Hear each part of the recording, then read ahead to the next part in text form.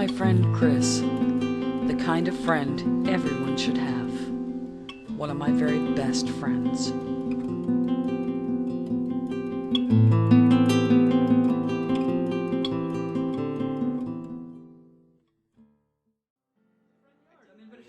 I'm not even verifying it. I didn't get the phone call. I called and found out. Well, you got a phone call that led you to do it. I mean, right, and then it was like. It was a mystery for you. You had no idea. No offense, but I didn't know what my mom would say, and I had to go and do my own digging. I had to go find out. I had to call the nurses. I had to speak to them, and then I wrote the emails to my family, and at least I felt I was doing something. Well, that did this. I mean, I don't know how much information you have. I don't know what you know. I don't know what your feelings are. But I just like to ask. I know I'm angry and I'm bitter, and I'm a very good friend of Chris's, but I also have empathy and I feel sorry for him. I mean, what drove him to this?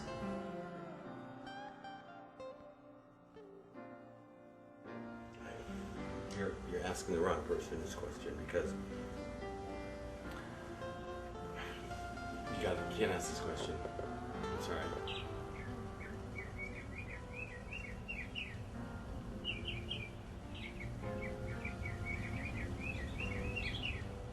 This is the first time I've seen the x-rays of Chris's body. We're looking at him on a laptop in her bedroom. Family and friends, people who have flown in from out of the country, all to watch vigil and do whatever we can. We're not doctors, and we don't really even know what we're looking at. But the room is absolutely silent. We're not idiots. It's pretty apparent what's going on inside her body. I honestly believe all those white things that we're pointing out, those are pieces of bullets. There's even one directly in the center of her spine.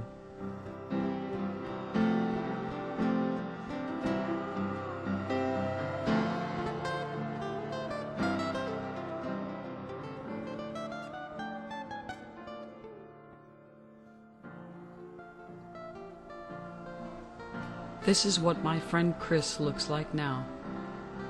I'd ask her to smile for the camera, but I just don't think she can.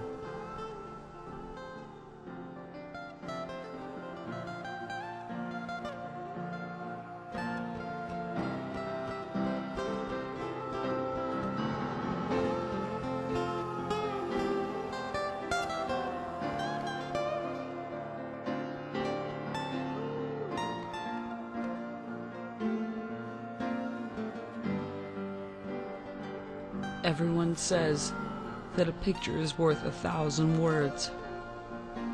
I'm not convinced of that.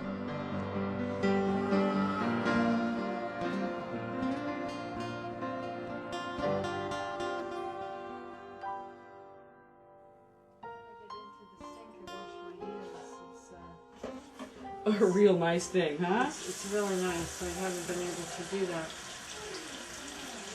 It's very nice to be able to wash your hands after in a real sink instead of using wet naps for months and months in a hospital bed and not being able to reach a sink or get anywhere to get to it.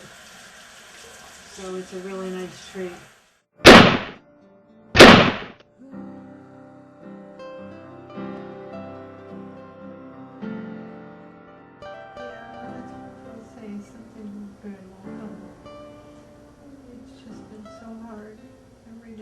Such a struggle every day just to get through the day, and I just pray that I get through one more day, and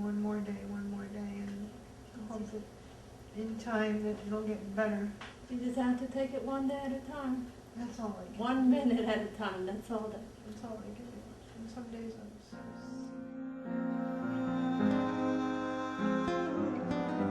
I told Christine that they had found this rape kit. We had no idea what a rape kit was, but he said in plastic bags in the back seat of the car there were things that he had purchased. The receipt showed that they had just been purchased recently, might even been that evening. I think perhaps it was. Yeah, but what was the thing that was wood that he had somebody help make? Yeah. He also said that there was a homemade device. It sounded like 2 pieces of wood that you would put on her wrist to hold the 2 wrists together so that she couldn't scratch him. Whenever we called her home, it was always a question in your mind. Who would answer? Hi, this is Christine. Sorry I can't take your call right now. Leave me a message and I'll get back to you.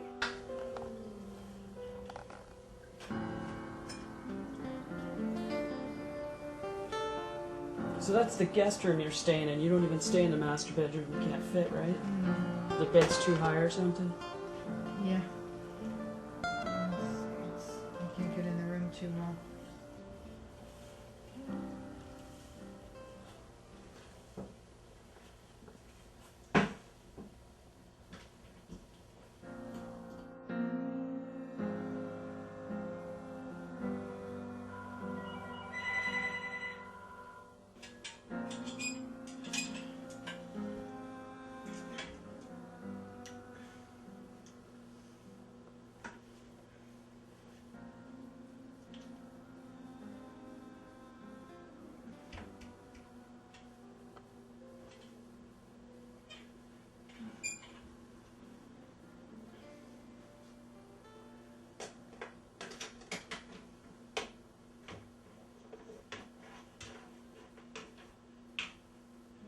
Change.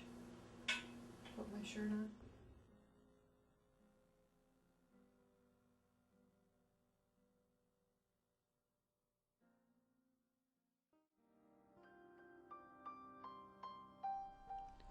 The amount of paperwork is absolutely staggering. We go into Chris's room and we lay it down to her. We tell her what has to be done, she makes a decision, and we push the paperwork forward.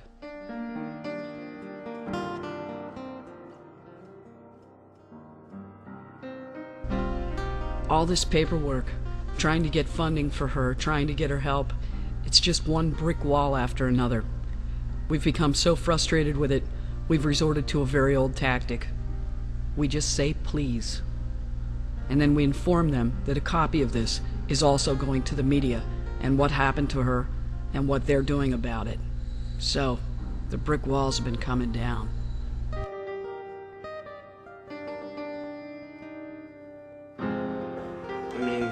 Christine. Tired or no, but that's what it's about. I am really tired. It's amazing, but I don't know. I mean, the one thing that amazes me about Christine right now, I just tell you, is honestly, the biggest thing is how brave she is right now. How strong she is. It just it floors me. That's the thing that's you know, I'm sitting right now too. I'm standing in front of a refrigerator and looking at all these incredible pictures. Who's that guy right there? Which one you looking at? This one? That's my brother Ernie. And that's my sister. And that's my sister and me in Switzerland. And that's my sister and me in Florida when I came here. When I needed some help and my sister was there, opened her house for me. I was in a bad place. My sister's a glamour girl, but she's she loves to take pictures. But you know, it's more than that. Anyway, what was I trying to tell you? I was trying to tell you that how brave she is. Christine is really brave. I mean, she's struggling with a lot of pain, and she is, every day she gets up. I don't know if I would have been able to do that if someone shot my back, that I would be able to, and my leg stopped working, and I had to urinate in a tube every day, being catheterized, and have a nurse or an aide or a very special friend disimpact my bowel movements. If I'd be able to be as brave as Christine, she fights every day, and it's been nothing more than the best gift to be here, and to see her beautiful red-haired self just sitting in the bed and just telling me that she is working as hard as she can to walk again, which is going to be a miracle, because right now her prognosis is not that she'd be able to walk again. It's obviously her 12th vertebrae was shattered, and it doesn't look like her legs are going to move real fast, but you know, Nothing is in stone until you try and try. So she's so brave, and she has a lot of pain, and she's amazing. She's the most amazing thing right now, and I'm really, really proud of her, and I'm really glad that she's got the support system that she has here now too. So I don't know what else.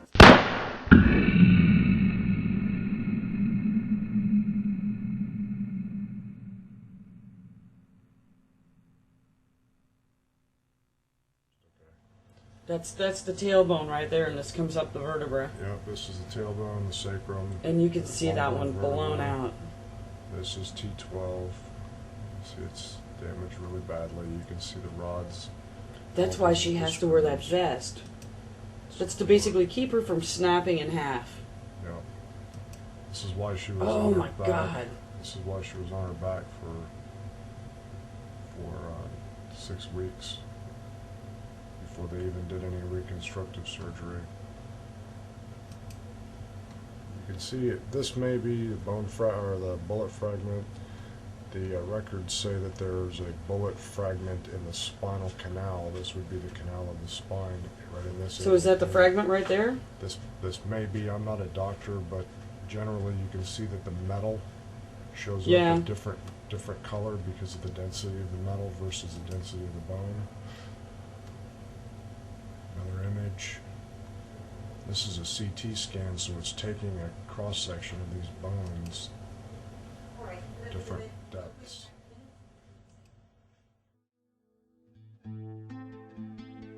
If a nurse walks in and they know it's way past visiting hours, they take one look at your face and they don't say a word.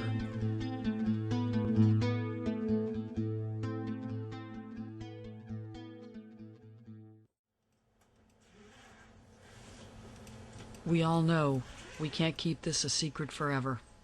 Sooner or later, she's gonna want to see the x-rays.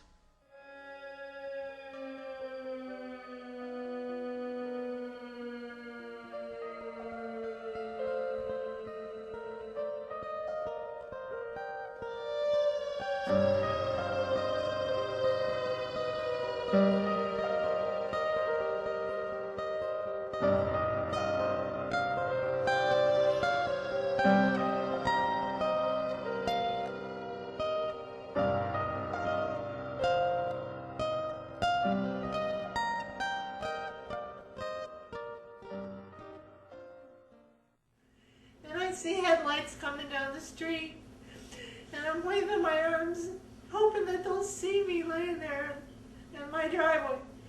And this vehicle pulled up.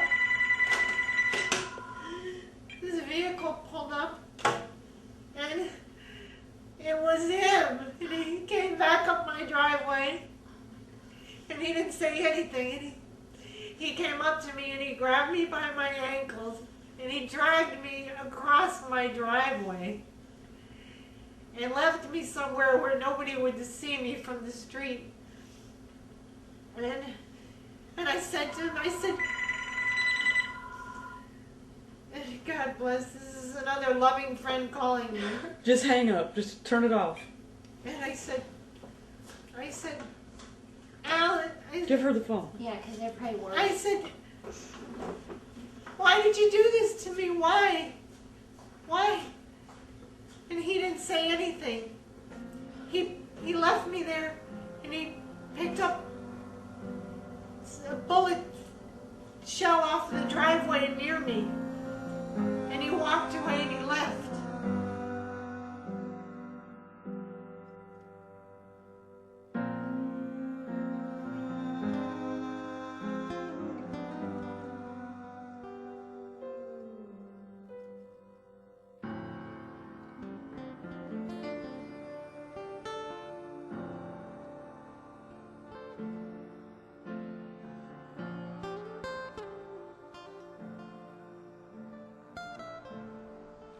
I was gonna put a commentary over this clip, but I just couldn't find the words.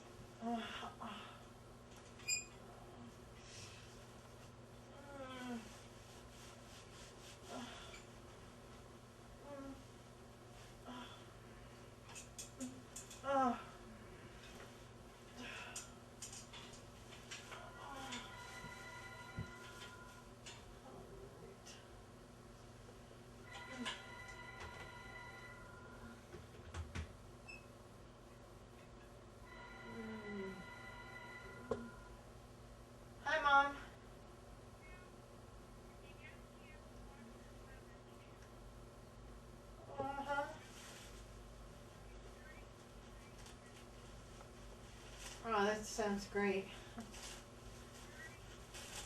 Yeah, it's getting cold. Wow. Alright, Mom. I will. I love you. Bye. 33 degrees, did she say? It's going to be 32 degrees over on the west coast of Florida tomorrow. It sounds a little cold. Hopefully she'll be coming back to help me out soon, but she's good with the meals. That helps, you know. Okay. How long are you supposed to wear that? And when I transfer into the chair, I have to have it on. I don't know, maybe another month or two.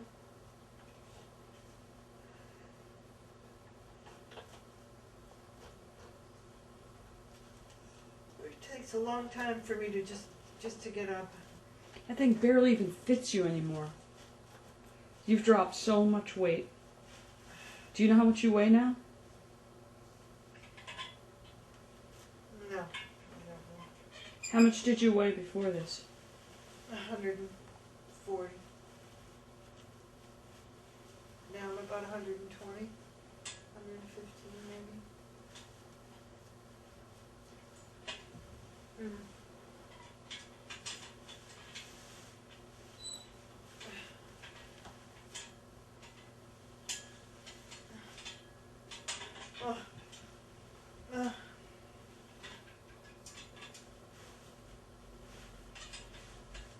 If you think at any minute you're going to fall or something, you need to call me.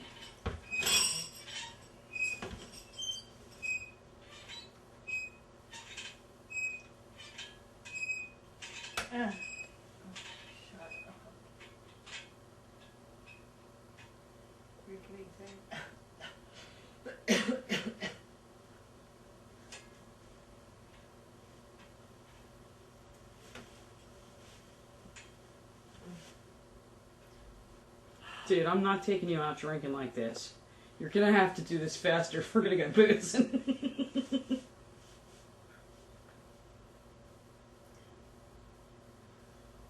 Yeah, it takes a while. That's for sure.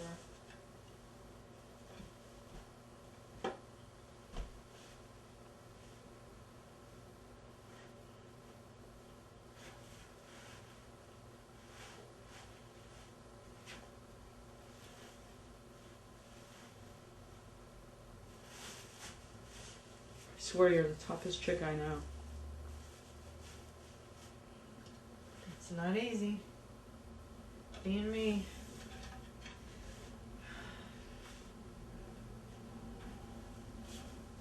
I fell the other night. That was pretty scary. Fell right on my knees. My body just went left and right, teetered and tottered on my knees. Didn't feel too good falling. I had to pull myself up on the chair. It was pretty scary. And actually, if I had this new wheelchair, I don't know if I would have been able to do it. The seat is so high here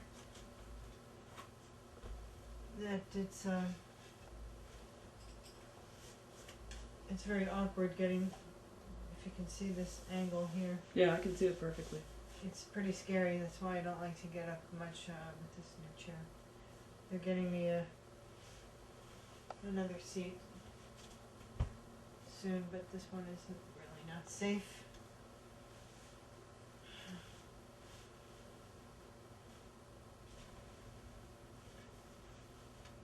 Do you have the wheels locked and everything? Yeah.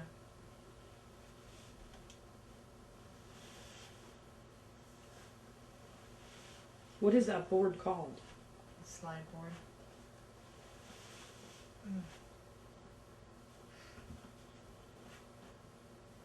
Slides me from point A to point B.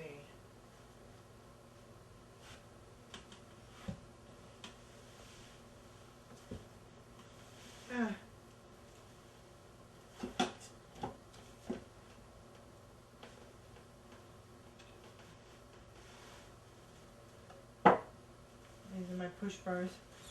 Without those, it'd be very difficult to do this transfer without them.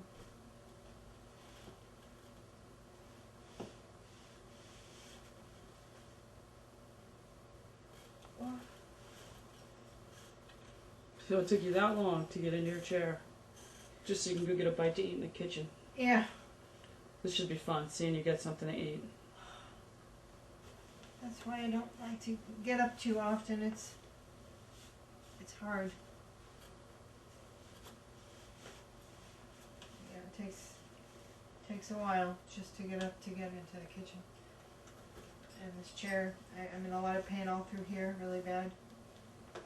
When I sit, I'm not getting the proper support because my back is not lined up properly in this chair with the back of it. I've got to put the other footrest on. I can't put slippers on by myself. The only thing I can put on my shoes, on my feet, are shoes that lace up or something, so I put on in the bed and then they stay on when I get up.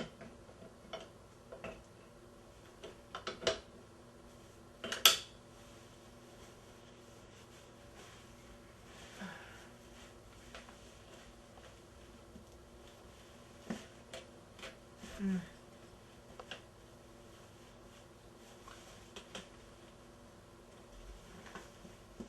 Mm. Mm. Ta-da! Mm. The exercise for the week. Well, that would be what, 3 times a week?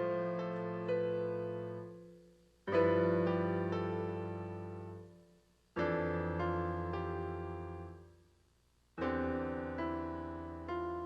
fact that when I was shot in my back and the bullet came out through my front, I landed on my back, so the blood did not run out of me. And the bullet exited right here. Oh. It came through my back in an area right about here, and because I was running and I was running forward and running in this motion, when the bullet came through me, it came through me on an angle and exited here. Wow. And blew through me and severed and cut my liver in half. So what makes you sick? Medication that I take for the pain. It makes me so sick that when I take it, I get nauseous, but if I don't take it, I'm in so much pain I can't stand it. So I have to try to balance. And since you can't get to the bathroom, you just carry a little bucket with you. So as soon as you're done eating, a big bucket. So as soon as you're done eating, you have something you could throw up in and hope you can keep enough in you to keep you healthy. Something like that. Mm.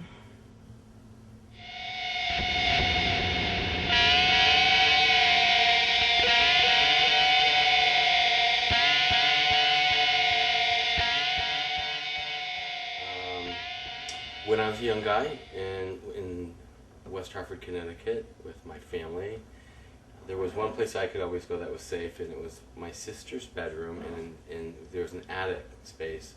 And in this attic space, she had lined it all the way around the room with about 200 stuffed animals. And she was always in there, and her favorite one was this little bunny rabbit. She probably was like 4 or 5 years old, and it was called Flopper. I mean, Bun Boo. Oh boy, she'd kill you if you screwed up his name. Yeah, no, it's called Bun Boo. And I, you know, Christine's little fortress with all her animals was a very, it was a place of solace for me to go. And she was really my best friend in the house when we were growing up. And I would go there, and she had her Bun Boo in her hand, and so I started calling her Flopper. And actually it got even crazier as we got older and there was computers. I called her even floppy disk. I mean, it was strange. But anyway, she always had this little bunny rabbit, and she carried it around, and it had white ears that even became dirty over time. But that's why when I went to the hospital, when I came here from Switzerland to visit her, I brought actually 8 bunny rabbits, and with a Band-Aid in her tummy, and the name on Mom and Michael and my brother's name Ernie and David, her fiance, her boyfriend, and you know, I wanted to bring a whole troop of people, troop of animals around her, a troop of memories that would help her move forward in the place that she's in right now. And it meant a lot to me, and I know that it really touched her when I brought it in. So Chris worked constantly on her body, and it wasn't just to be beautiful. She had a goal. Chris wanted to get married, have the perfect husband, and she wanted to have kids. And she wanted to be in the best physical shape she could possibly be in. I know, you're probably wondering, what's the moral to this story? And the more I think about it, the more I realize there isn't one. It doesn't make sense. I mean, I can't swallow it. It chokes me. If it was a car accident, if it was a boating accident, if a piece of a building fell on her, I mean, I could handle it. I could understand it, and I could move forward. But someone did this to her. They did it to her deliberately. They did it to her on purpose. They did this to her. It doesn't fit in my head. It doesn't work for me. I can't swallow it. How is that possible?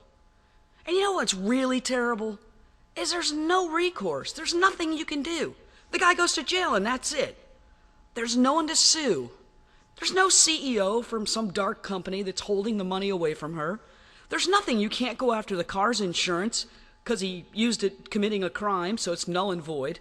There's nothing. She's just on her own. Like it's not bad enough to be shot down in your front yard. And you know the best part about it is? You're not physically capable to go out and generate any money. I believed in God when he came to the house. Hadn't seen him for 3 years. I thought he was an old friend. I didn't think there was any reason to fear him. He had helped me install hurricane shutters on my house 3.5 years ago. So he shows up out of the blue. Oh, I was in the neighborhood. Thought I'd stop by and say hello. Oh, hi. How are you? How have you been? How you doing? I welcomed him in. I didn't think there was any reason to fear him. I had considered him to be a friend, and we were just casual friends. He came in and we chatted for a few minutes. He offered to show me some photos on his computer of some work he had been doing recently, and I said, sure, yeah, I'd like to see him. I'm looking at the photos and on the slideshow, and all of a sudden the first picture came up again. And before I said anything, he said, oh, excuse me a moment, I have to get something. And he went around to his bag behind me, and then all of a sudden I heard him cock the gun. I heard,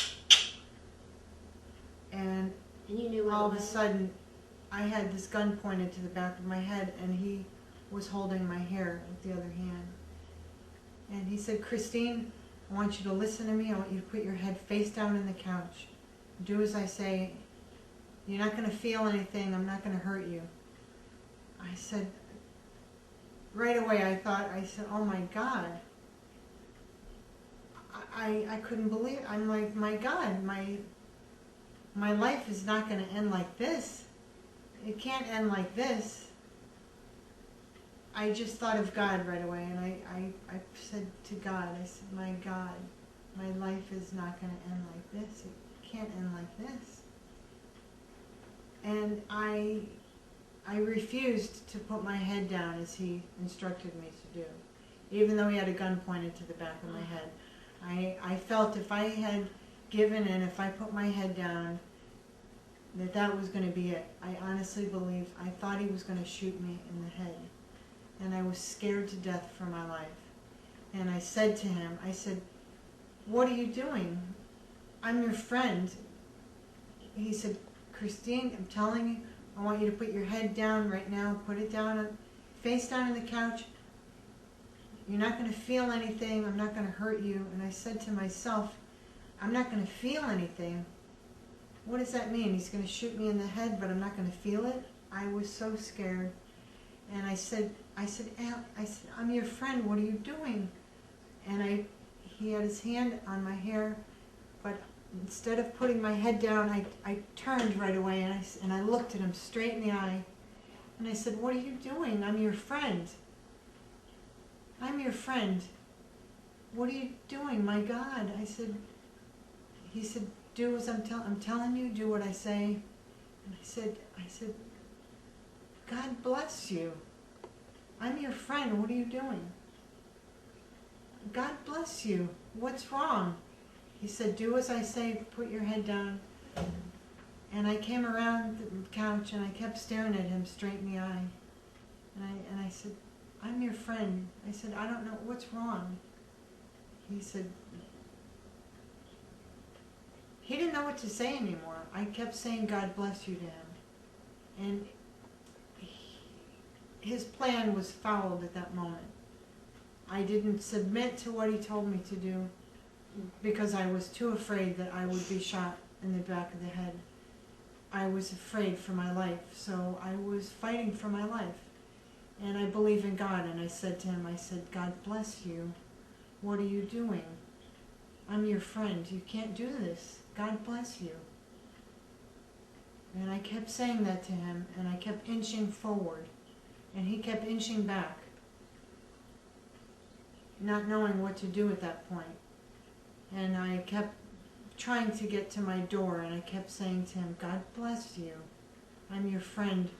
You've got to let me go. You can't do this. Whatever you're thinking about doing, you can't do it. God loves you, and I'm your friend. You've got to let me go. Whatever you're thinking about doing, you can't do it. So I went and I got to my door, and I got out my door, and I ran as quick as I could. And next thing I knew, I was shot in the back. I had screamed for help as loud as I could right before he shot me. I was only 10 feet away as I was running from him out my door, and boom, boom! And I put my hands here, and it was all wet, and down I went. Down I went, and I landed on my back in the gravel on my driveway, in shock, in disbelief of what had just happened to me. My whole life was flashing before my eyes. I thought of my mother, my beautiful, loving boyfriend, my whole life, my family, my friends just flashed before my eyes. And I said to myself, God, you've got to let me live. This can't be how my life is going to end. And I'm laying there, and he grabbed his laptop computer, and he came out the door of my house. He threw it in his truck, and I'm laying on the ground facing the door, and next thing I know, I see a tire coming straight at me. And I screamed out and I said, please, please don't run over my face. Please. Please. And he cut the wheel right as he came over my legs. I was paralyzed already from the gunshot. It went right through me. It severed my spine. And I went down like a rag doll. But I didn't want to die. And I begged him, please, please cut, begging that he would cut the wheel. And he did. And he, by the grace of God, he cut his wheel so sharp. And he just missed my rib cage. It was a miracle. But I was so scared laying there, being run over. It was horrible. And I just took in a deep breath as he came over me with the tire, and came right over me, and he cut the wheel. And my body rolled under the tire as he went, and then ran over my wrist. Then he drove off. And I'm laying there in my driveway, being shot and run over. And I'm like, oh my God, what the hell's happened to me? What the fuck? What happened? How could this be? And I'm screaming for help. And I'm screaming and nobody came. Nobody came.